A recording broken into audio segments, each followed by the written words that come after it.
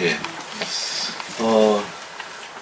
우리 다시 한번 주님의 이름으로 축복합니다.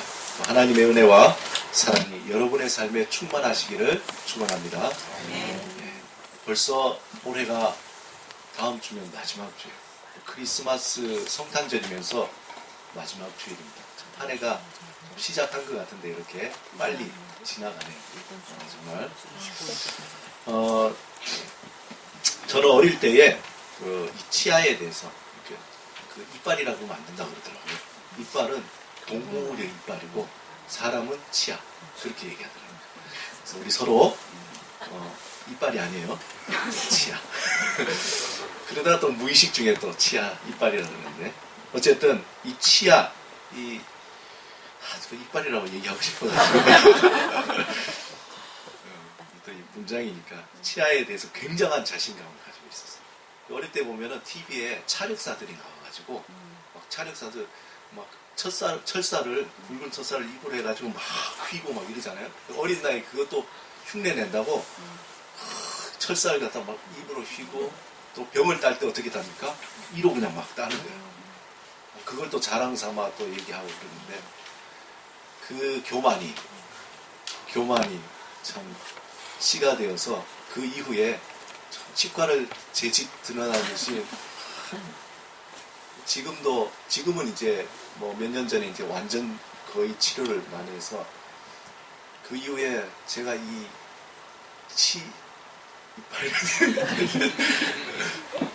치아 때문에 정말 고생을 너무 많이 했어요. 근데 최근에 이제 그 전에도 뭐 치과에 가면은 양치를 어떻게 해야 되는지 잘 알려주고 있는데 제가 그동안에 이 칫솔질 하는 거, 칫솔질이 다 헛되구나 라는 것을 우리 윤은미 성도님을 만나고 난 뒤에 알게 됐습니다. 제가 새로운 발견이에요. 여러분들 이렇게 세월까 했는데 그래서 오늘 특별히 제가 그걸 어떻게 설명을 하려니까 기억이 안 나요. 또 근데 알려준 대로 제가 열심히 하고 있는데 말로 설명하려니까 제 전문 분야가 아니라 못해서 어제 전화를 드렸어요. 혹시 그걸 좀 알려줄 수 있냐고 그랬더니 저는 두려움에 저 못해요, 뭐 안 돼요, 뭐 이렇게 할 줄 알았는데 또 괜찮습니다 이렇게 자신 있게 또 얘기해 주셔서 얼마나 감사한지. 잠깐 오늘 이 진정한 양치질이 뭔지 우리 잠깐 한번 나오셔서. 안녕하세요. 저는 여기 앉아있는 세리 엄마고요. 제 직업은 치과위생사예요. 그래서 남들보다 조금 더 일을 잘 닦을 수 있는 방법을 알고 있기 때문에 어저께 하겠다고 얘기는 했는데 막상 하려니까 사실 굉장히 떨리거든요. 근데 짧게 포인트만 잡아달라고 하셔서 짧게 제가 해드리고 들어가겠습니다. 강 집사님, 하루에 몇 번 닦으세요? 3번. 3번? 얼마나 오래 닦으세요? 1분씩이요. 1분씩? 우리가 살면서 학교를 다니는데 학교를 누구나 열심히 잘 다니잖아요. 열심히 다니는데 다 공부를 잘하는 건 아니에요. 그죠? 열심히 한다고 공부를 잘하는 건 아니고 잘해야 정말 공부를 잘하는 거죠. 열심히 다니기만 한다고는 공부를 잘하는 건 아니죠. 그래서 이를 닦는 것도 하루에 3번 닦으신다고 해서 잘 닦는 건 아니에요. 한 번을 닦더라도 열심히 닦으셔야 되거든요. 그래서 저희가 흔히들 이렇게 많이 보시면 하루에 3번 30분 안에 3분씩 닦으세요 이렇게 말씀을 하시거든요. 그래서 강 집사님처럼 1분씩 닦으셨으면 저녁에 나머지 공부하셔야 돼요. 그래서 아침에 1분, 점심에 1분 닦으셨으면 저녁에 7분 닦으셔야 돼요. 왜 3분씩 닦으라고 하겠어요? 그만한 이유가 있거든요. 그래서 아침, 점심은 지금처럼 대충 닦으셔도 돼요. 저녁에 주무시기 전에 한 번만 완벽하게 닦으시는데 굉장히 떨리네요.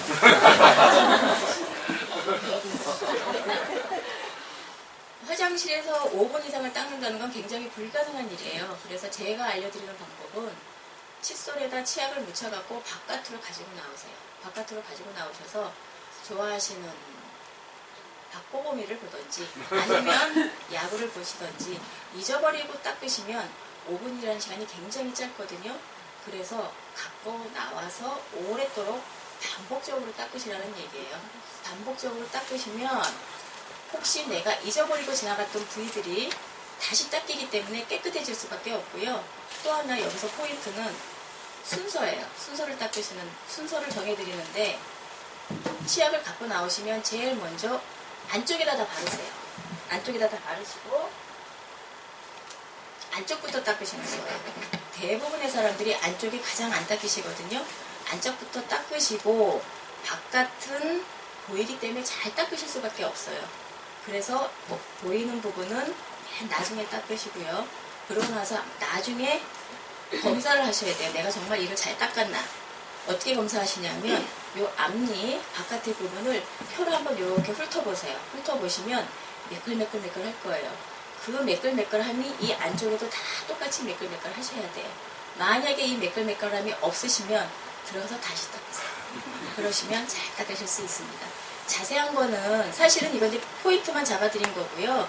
그렇게 닦아야 되는 방법이라든가 순서라든가 여러 가지가 있는데 제가 너무 시간을 많이 잡아먹으면 목사님한테 죄송해서 요만큼만 드리고 들어갈게요. 감사합니다. 포인트를 너무 잘 잡아주셔가지고. 근데 새로운 비결이 뭐냐면은 저는 몰랐는데 아침에 1분, 점심에 1분 닦으면은 나머지 7분을 저녁에 닦아야 된다는 거예요.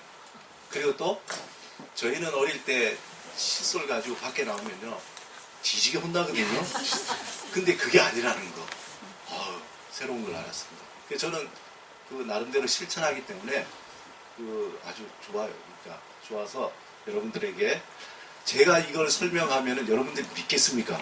그래도 윤현미 성도님 나오셔가지고 설명하니까 여러분 신뢰를 할 거 아닙니까? 근데 떨리시다 그러는데 전혀 안 떨리시고 제가 볼 때는 어디 가서 강사하셔도 굉장히 잘하실 것 같아요. 네, 깜짝 놀랐습니다. 감사합니다. 유익한 시간이 되셨죠? 네. 여러분 우리가 알고 있는 그 양치에 대한 생각하고 오늘 조금 이제 다르다는 걸 좀 발견하셨을 겁니다. 그러면 이제 우리 마음에 이런 생각이 들잖아. 오늘 저녁부터 가서 실천해야지. 내가 도전하고 실천해야지. 생각하고 결심을 했을 것 같아요. 그리고 이것을 실천하면서 여러분에게 큰 즐거움이 좀 되었으면 좋겠습니다. 근데 아까 말씀하신 것 중에 그때도 이렇게 얘기 들었는데 양치를 하는데 되게 이렇게 즐겁게 내가 박보검도 보고 박보검도 보고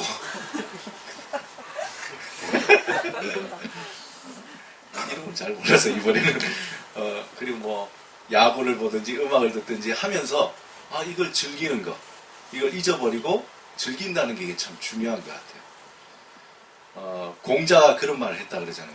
제가 뭐 아는 사람은 좋아하는 사람만 못하고 좋아하는 사람은 즐기는 사람만 못하다. 그런 얘기죠. 그러니까 양치도 칫솔질도 이걸 좋아해야 이게 효과가 있는 거지 안다고 이게 또 다 되는 건 아닌 것 같더라고요. 우리가 왜 양치가 안 될까?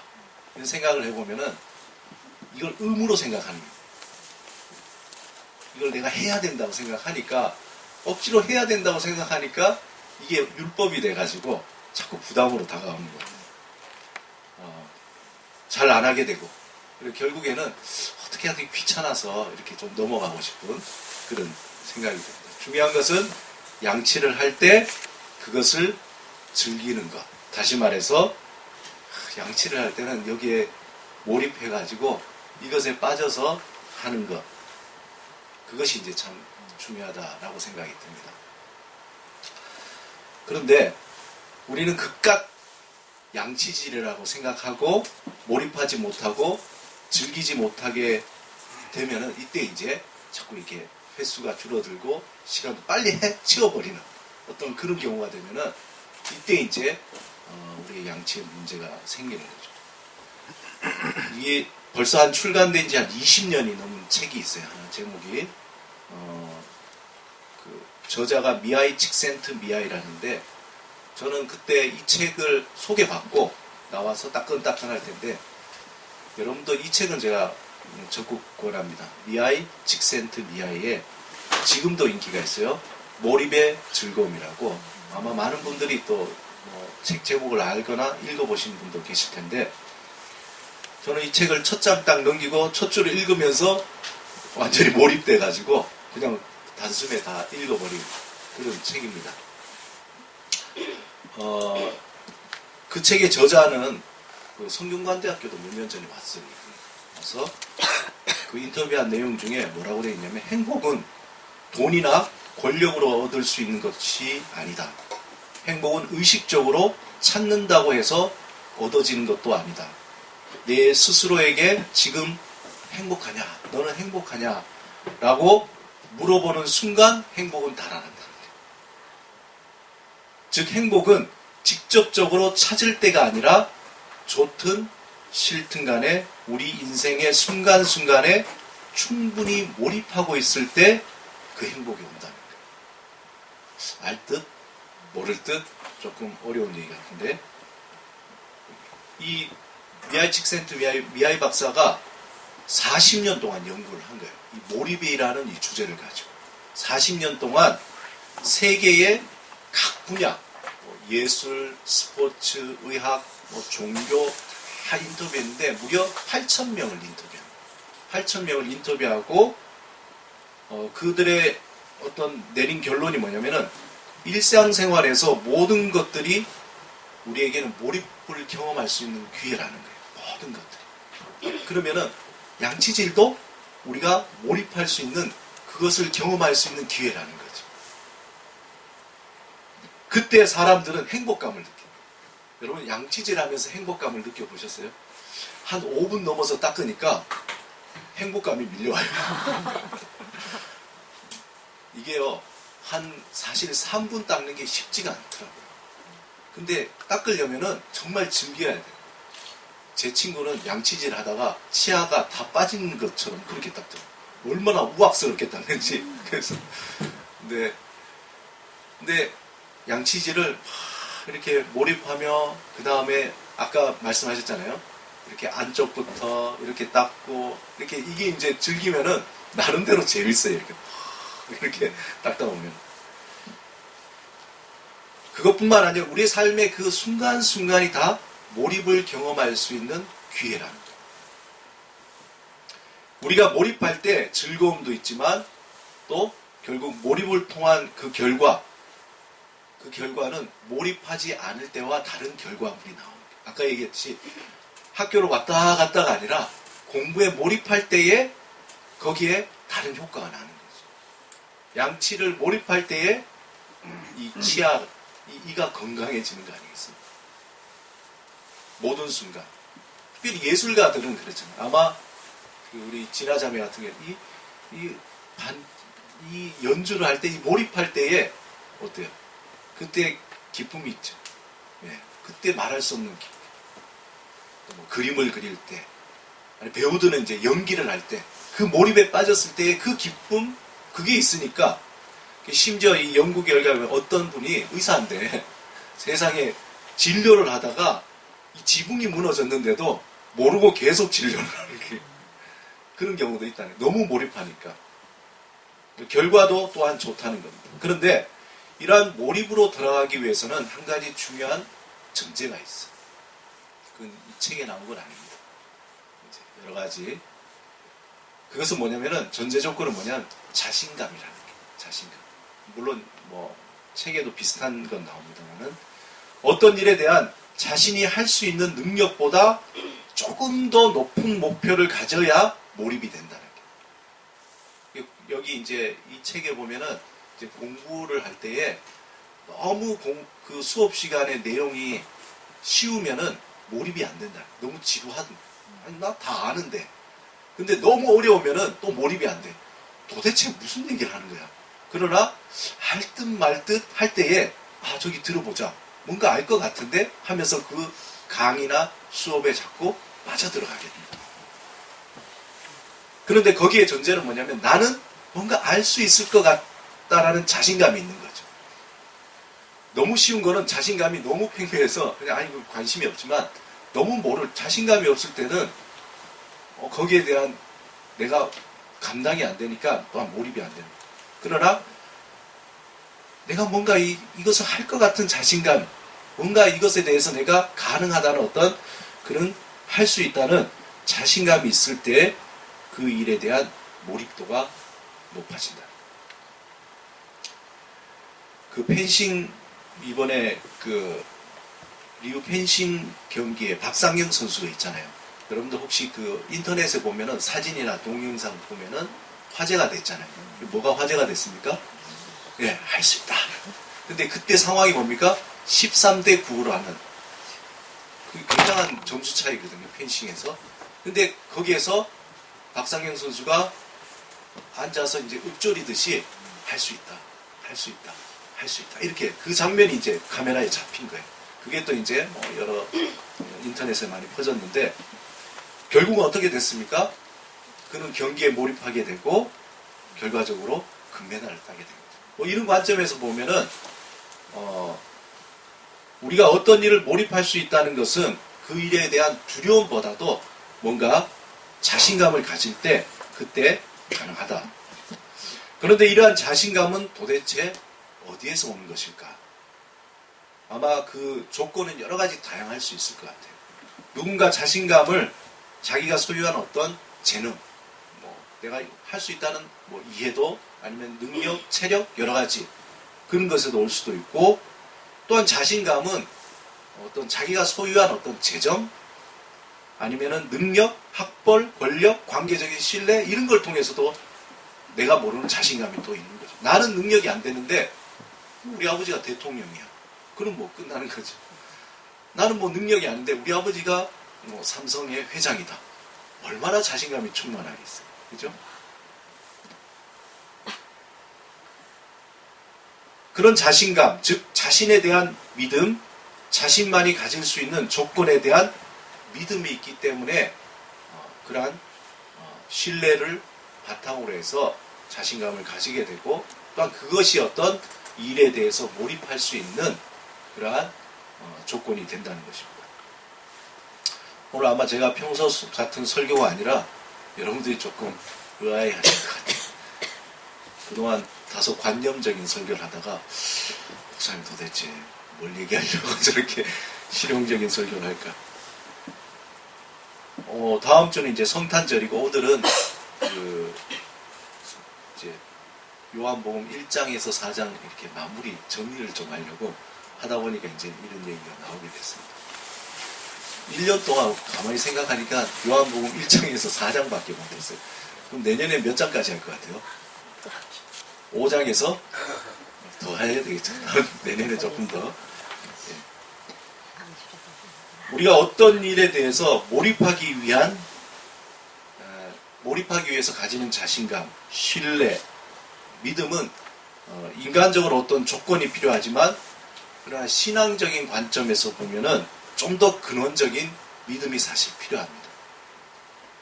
사실 많은 이들이 표면적으로 드러나 보이는 환경이 주는 믿음에 의지하는 것 같지만 사실 그 내면을 조금 더 들여다보면은 신앙적인 믿음에 근거한 신뢰나 믿음을 가지고 있다는 거예요. 우리가 만약 어떤 일에 몰입할 수 있는 자신감, 신뢰, 믿음을 가진다면은 그 근거가 뭐겠습니까? 우리 믿는 자들이. 물론 내가 가지고 있는 실력이나 배경일 수 있지만 그 믿음의 뿌리, 우리가 하나님의 백성으로 우리가 무엇인가 할 때의 자신감, 그것은 그 뿌리는 바로 예수 그리스도 안에 있는 믿음이라는 거죠. 그 어떤 것도 흔들리지 않는 믿음. 그 믿음의 내용이 뭡니까?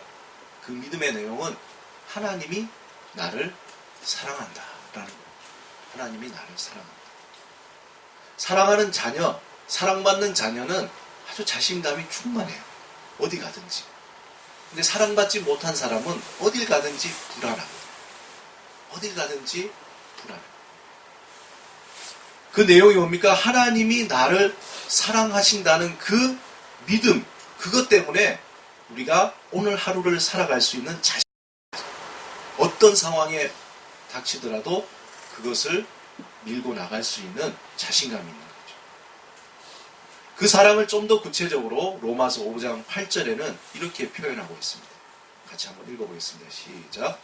우리가 아직 죄인 되었을 때에 그리스도께서 우리를 위하여 죽으심으로 하나님께서 우리에게 대한 자기의 사랑을 확증하셨느니라. 그 하나님의 사랑의 구체적인 내용, 우리가 아직 죄인 되었을 때에 그리스도께서 우리를 위하여 죽으심으로 하나님께서 우리에 대한 자기의 사랑을 확증했다. 풀이하자면은 내가 너를 너무 사랑해. 그렇기 때문에 내 아들을 내어준 거야. 그 정도죠. 하나님이 우리를 사랑하신다는 구체적인 표현으로 자기의 독생자를 죄에 빠져서 죽음에 이르는 병에 걸린 인간. 그래서 근원적인 불안과 두려움과 외로움 속에 있는 우리를 위해서 예수 그리스도를 십자가에 달려 죽게 했다. 하나님이 우리를 사랑하신다는 것을 또 다른 표현으로 로마서 8장 38절 39절에는 이렇게 표현합니다. 같이 읽겠습니다. 시작.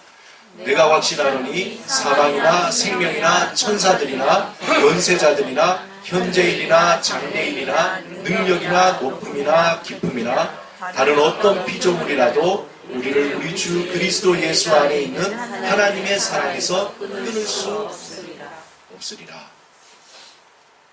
그 사랑이 얼마나 강력하고 얼마나 견고한지 세상의 그 어떤 것도 또는 천사도 그 무엇도 하나님과 우리의 사이에 연결된 이 사랑의 끈을 끊을 수 없다는 거예요. 이 정도면은 우리가 자신감 가질 만하지 않습니까? 이것은 우리가 살아가는데 필요한 자신감, 믿음은 어떤 세상의 어떤 조건에서 오는 것이 아니라 바로 이 하나님께로 받은 이 사랑의 선물, 2000년 전에 매우 구체적인 그 역사적인 사건에 근거한 확실한 사실이라. 우리가 1년 동안 요한복음 1장에서 4장을 함께 나눴습니다. 그 핵심이 뭐냐? 하나님이 우리에게 주시는 새 생명이라. 하나님이 우리에게 주시는 새 생명. 그것은 말씀이시며 빛 되시는 하나님이 우리에게 주시는 선물입니다. 이 새 생명을 다른 표현으로 하면은 거듭남입니다. 거듭남. 하늘로부터 태어남. 이제 하나 들어가지고 이제 너무 많이 들어서 이제 아시죠? 우리 거듭남이라는 것은 하늘로부터 태어난다. 우리는 예수 그리스도를 구주로 영접할 때 우리는 새로운 피조물이 되는 거예요. 이 말은 우리가 이제 세상의 시간에서 하나님의 시간으로 옮겨집니다. 이제는 하나님의 시간 속에 속한 존재로 우리는 변화되었다. 예수님은 이것을 니고데모에게 하나님 나라에 들어갔다. 그렇게 표현하고 있습니다. 우리가 하나님 나라에 들어갔다. 여러분, 시간은요, 눈으로 볼 수가 없잖아요. 시간이 어디 보입니까? 저기 시계가 있는데요. 저건 시간이 아니죠. 시간은 우리 눈으로 볼 수 없습니다. 하지만 그 시간이 지나면서 놀랍게도 모든 것은 다 변화가 일어나잖아요. 보이지 않지만 변화가 일어나요. 봄이 오면 여름이 오고, 여름이 지나면 가을이 오고, 가을이 지나면 겨울이 오잖아요. 그러면서 꽃이 피고 열매가 맺고 또한 낙엽 떨어지고 또 겨울에 앙상해지는 그런 변화가 있습니다. 한 아이가 태어나면 어떻게 됩니까? 시간이 지나면은 아이가 점점 자라서 소년기에서 청년기로 되고 장년이 되고 그리고 노년에서 결국엔 어떻게 됩니까? 죽음의 문을 통과하게 돼요. 그렇게 시간이라는 것이 지나가면 보이지 않지만 그 시간이 흐르면서 모든 것들은 다 변화가 일어나요.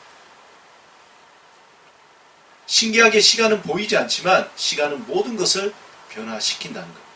마치 바람과 같아서 보이지는 않지만 바람이 지나가면은